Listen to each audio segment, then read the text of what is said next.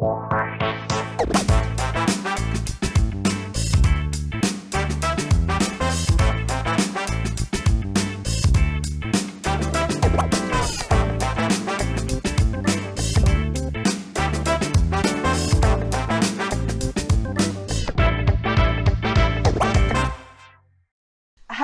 I'm Susan Cole and welcome to On the Sofa with Susan.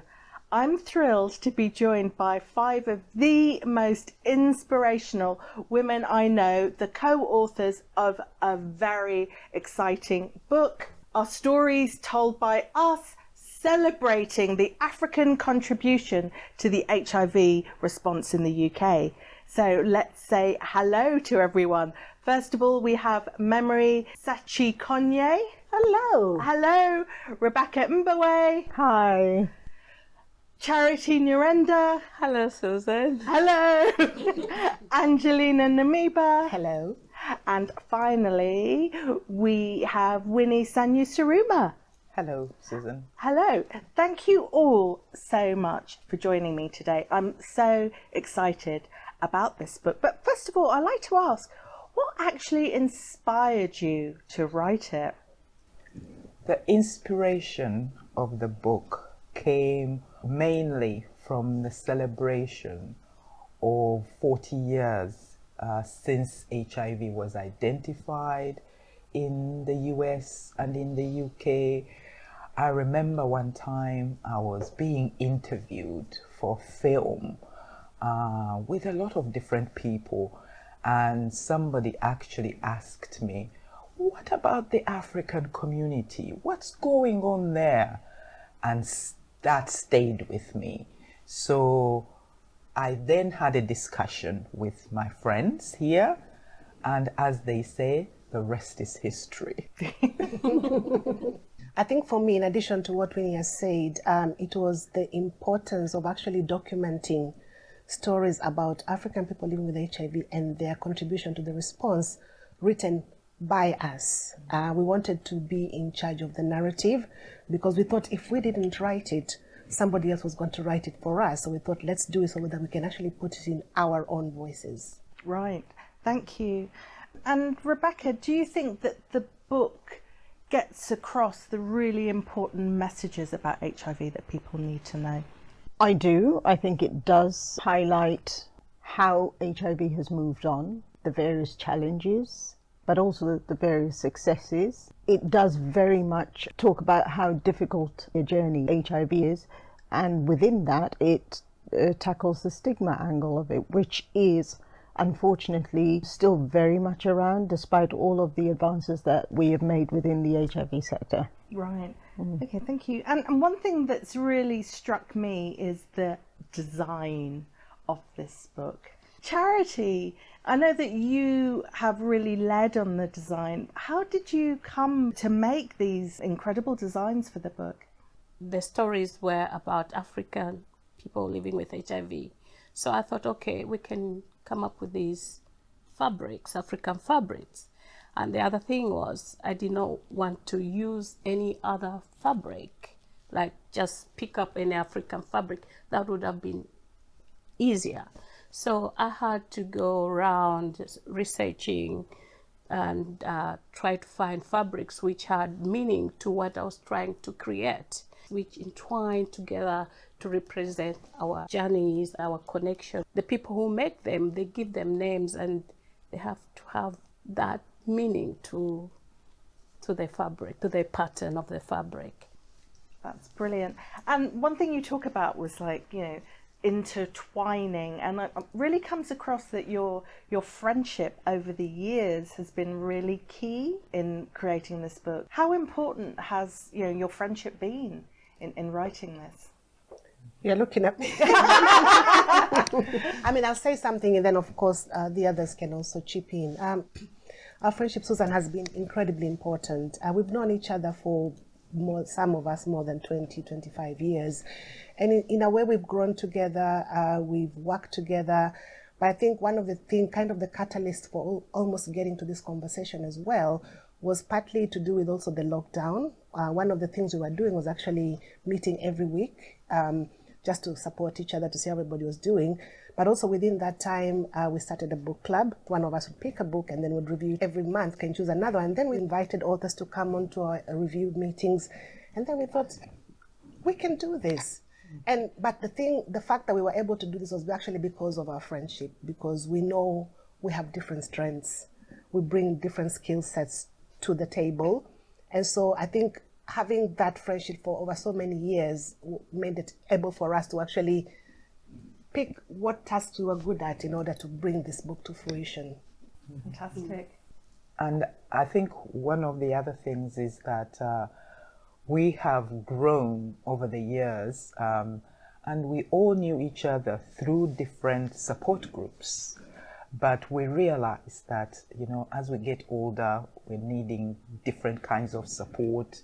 So that's why we formed sort of this group, so that we can get the support we need from each other. It's not just about, friendship. It's about work. It's about a lot of things. And we've sort of formed a sisterhood that is almost unbreakable at this point. Fantastic. Is there anything you'd like to add? Mm-hmm. I'd like to add the fact that I think it's testament to the great minds that are sitting within this room. For me, that's what's always struck me. There's always an idea looming, and somebody will bring something to the forefront. Oh, actually, that can work. I mean, we've done a photo book. As Angelina has said, we developed a book club, and all of this was online. It was virtual meetings, and we've done that for over years, and it's just grown from one thing to the next. So the minds are always going, and I think I couldn't ask for more, being part of this group, because you're always active, you're always thinking, you're always challenged. What's the next step? Like Winnie says, whether it's work or whatever, there's always something going on. And the fact that we have this book is testament to the fact that there's been a huge contribution that needs to be recognized. So, yeah. And we have fun too. We have Oh, fun yeah. too. We fall out. Yeah, we fall out. We have fun. We go on retreats. But at the end of the day, we know that we are one in a way. And I know that sounds a bit corny, but actually we support each other in all our different ways. So I think there's a lot of love and respect amongst us. Yeah. I think our African ancestral roots make it much nicer as well. I know some of us, we have very common words amongst, she's from Uganda, Kenya, Zambia, and Zimbabwe.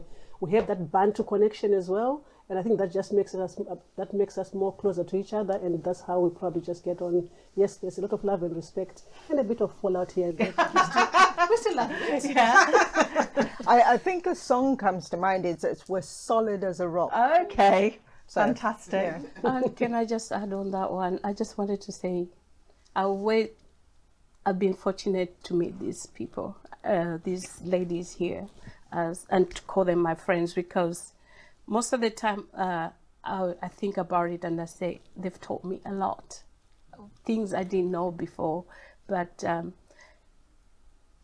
sometimes when I think about them, I always say they are the word, yeah, that's their skill. Me, I'm the eyes, that's my skill. So I learned lots of their skills from them. Oh my goodness. You are our own skill as well. Yeah. Lucky to have you. Yeah, no, I'm lucky to have you guys. I feel very fortunate to have you all as friends. It's amazing. And when people talk particularly about Black women with HIV, so often it's stories, it's kind of negative, like we're perceived as perhaps like passive, voiceless victims, when the reality is so different. How important was that to get across in this book? It was really important to write this book as Black African women living with HIV. It speaks to the power, first of all, of our leadership. It speaks to the Black diaspora. It speaks to so many different things. And for us, it was about showing that as people living with HIV, we are not just living with this life-limiting illness. We have a lot to contribute.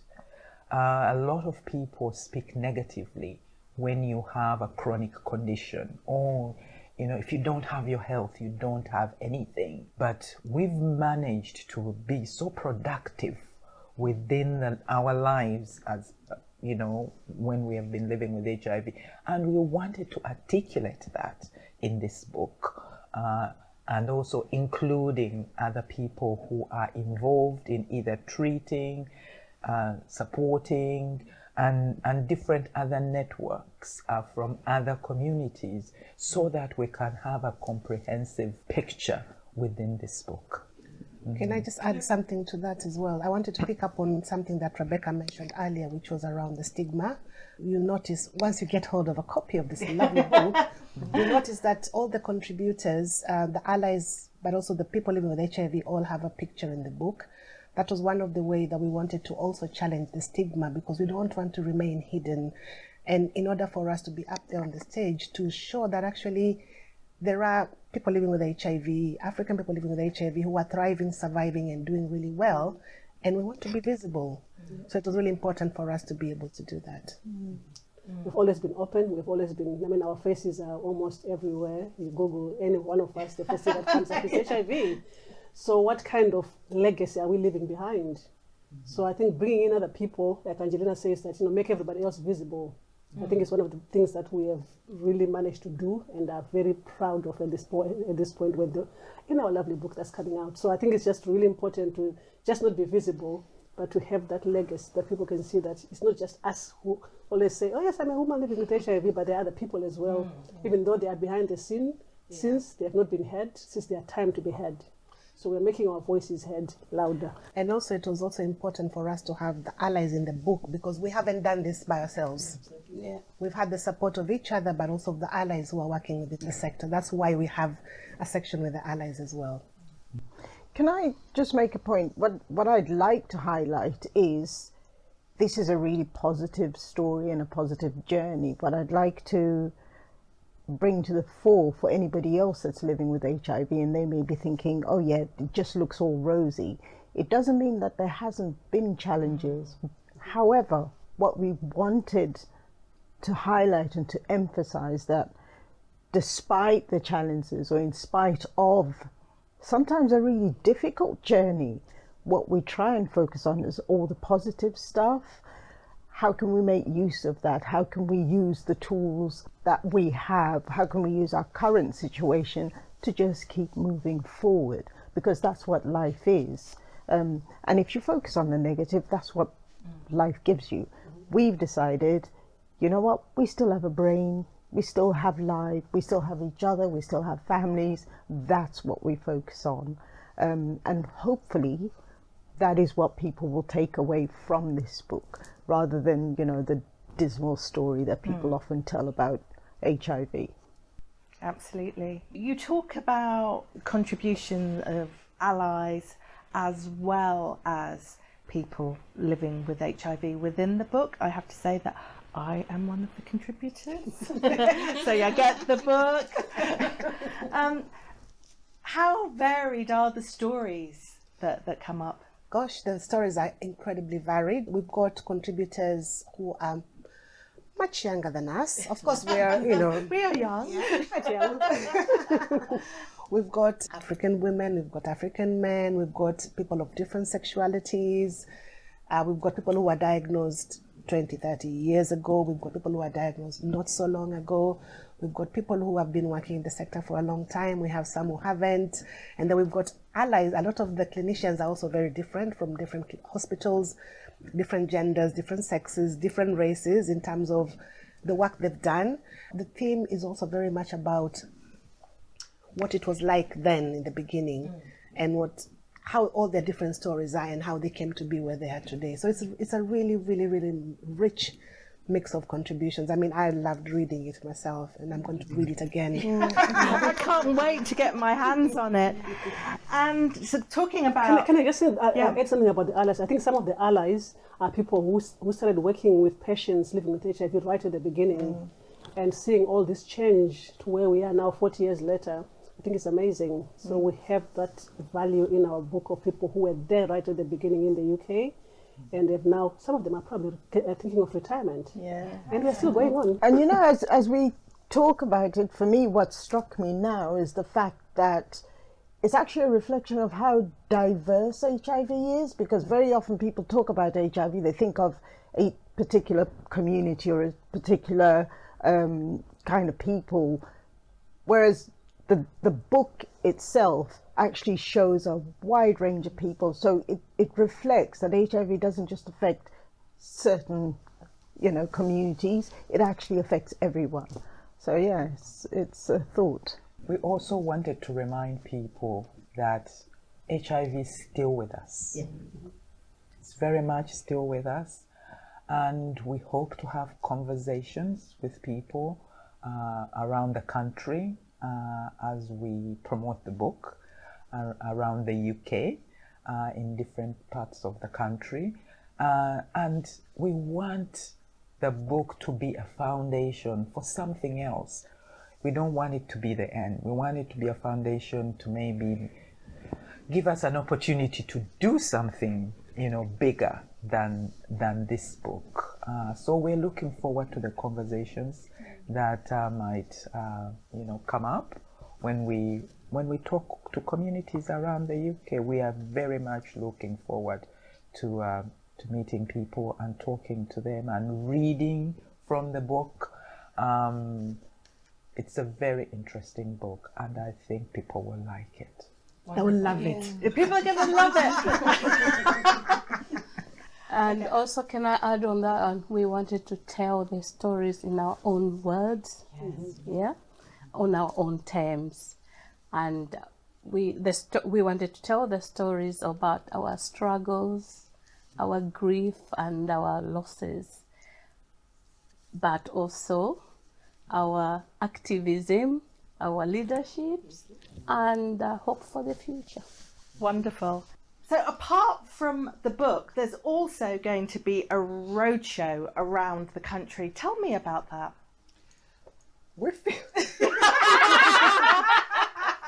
I'll get Winnie so far. We wanted to not make it very London-centric. It's about the contribution of the African people living with HIV in the UK. So what we're planning to do, just watch this space, is we're hoping to do some roadshows and take it across at least 5 other regions of the UK. So watch this space and just go to our website if you want more information. What's the website? It is ourstoriestoltbyus.com. Very simple. We are bringing the book to you. Brilliant. And you can buy a copy when you go to the website as well. Okay, so you can get the copy from the website, ourstoriestoltbyus.com. And also, if I can add, it's that we want this book to be able to get more conversations going, so that we can know what else to do, in order to bring down, the HIV infections, because people are still getting HIV as we speak. And it is really important that those new infections really come down. And it's important that we manage to make sure that HIV is not something that people continue to have beyond 2030. Absolutely. At least that's the goal. Something that came up at the British HIV Association conference recently was the fact that there are people who are stopping taking their medication and are no longer engaging with care. Do you think that if people were to read your book, it could inspire them to start taking treatment again? I think the book will inspire people, and perhaps because within the stories, there are stories of people who have been on different journeys. There will be somebody who will identify with somebody who maybe had difficulty taking the medication, who maybe had difficulty engaging with care, who maybe was not able to engage in care for all sorts of reasons, who maybe had issues around the DRS, which is taking a medication as prescribed by a doctor. So I'm sure there will be a story in there that somebody who may not necessarily be open about the status or accessing services will be able to identify with, and that might just be the catalyst that enables them to start accessing services. I think the fact that it puts a human face to the diagnosis, to the condition, actually makes it slightly more, it'll make somebody think, well, actually, that doesn't mean I'm on my own. I can also, there are other people that have walked the journey, and if they can do it, perhaps I can. And it's also highlighting that it's not a journey that you have to do on your own. There's a team of people around you, whether it's your allies, whether it's people that you get peer support from, or, within your networking circles, but there's always support. So yeah, hopefully, even if it's just the one thing that comes out of the book, that people re-engage with care, so we certainly hope that will help. And absolutely, and also that... Can I just add as well, following that, sorry, before you go, just to say, I often get asked by other people living with HIV who are not confident to share their story or tell other people their stories about how do you manage, how do you do this? So I'm hoping this book as well will show that there's nearly 40 other people who are doing exactly what I do. Being visible and living a very normal life might inspire somebody else who's struggling to cope with their diagnosis, to be reassured that you can live a normal life as long as you take your medication as prescribed, and be able to engage with services socially or professionally. Absolutely, and I think lots of people don't realise how much HIV has moved on. But we've made so much progress, so it's about time. Although we've made that progress, we really haven't got a pill to fight stigma yet. So we need to be focusing, and part of what the stories in this book is doing is around challenging the myths, the stereotypes, the misconception, because the narrative you hear about African people is always a negative. We wanted to show that actually, yes, there is some negative, but actually we've done so much more. There's so much more changing. This is what African women with HIV looks like. And one thing that we haven't discussed yet is the fact that people, particularly women from black communities living in the UK, face health inequalities, face intersecting forms of stigma, discrimination and disadvantage. But it can be difficult sometimes for people to speak up when they face issues like that, when they may face racism in the health service. Do you think that this book will help people feel more empowered to challenge discrimination and stigma and racism when they face it? You mentioned a bit about racism and challenges and maybe not being believed, things like that. I think one of the things that also, seeing the journey has been fantastic, but it's almost like there's the issue around not actually believing that we are capable of putting together a project like this. So there's been a few questions that have come through whereby it's like, oh, have you thought about it? And like, actually, yes, we have thought about it, just almost in a way that there's still, in spite of, to use Rebecca's, it's a much more positive word, in spite of what we have achieved, there's still questions that kind of imply that we couldn't really have done it. And I don't mean that in a negative way. It's just about those hidden nuances are still there. The racialism, the not believing, the testimonial injustice, which I've had. I love that word. It is so true. Within the stories and within the journeys, the people who are started at a stage whereby they maybe were not able to challenge healthcare providers or were not able to speak up, but some of them have moved on and they're doing great things. So there's always a journey. So maybe within that, people will be encouraged to say, actually, you know what, I could have been at a position whereby I had no confidence, I could not speak. But actually, after you get the support that you need, in whichever way that you get it, you can actually speak out and actually co-author a book. Yeah, fantastic. I'm going to say, look out for our next book. We'll cover all of that. Yeah! And perhaps one more thing that I'd like to add. Being silent never achieves anything. We have to continue to have these discussions, and we hope that this book promotes all sorts of discussions that we can then have, responses to. In a positive way as well, because a lot of people think that when you have these they're too difficult, or it's always done in an aggressive manner. It doesn't need to be. You can have very healthy conversations about differences, about the difficulties, what we can do about it, rather than focus on, it's done and we're just angry about it. There are ways that we can actually have conversations that will allow us to move forward. rather than being silent. Absolutely, because we could have just sat down, like you're saying, we could have just sat down and accepted other people writing our stories for us because we don't think we're able. But actually said, no, we have voices. We can speak out, so we'll do it for ourselves and we'll find the support. And honestly, one thing I wanted to say was, contrary to what people might think, when we put the idea out there, we did have lots of supporters. People were with us. People were willing to say, you can do it. This is fantastic. Many people actually were in support of us. So it's about, you're saying, you're very right about being silent doesn't help. Say what you need. Speak to the right people and you'll get the support that you need. You ask, you don't get. Absolutely. What we also continue to convey throughout the book with each story is that we've learned so much within the HIV sector, and we want to share that beyond the HIV sector, so that we can maybe help in a very small way to reduce the health inequalities within the Black communities. So, one quick fire question for all of you, and it gets harder when it gets to the last person, but one reason why you think someone should buy our stories told by us, starting with Memory. You should buy our stories told by us because you understand how important the African contribution has been. We have always been here, but not probably had. So this is our opportunity. So get buying, get reading. You gain some wonderful history of the last 40 years. Wonderful. Quick fire.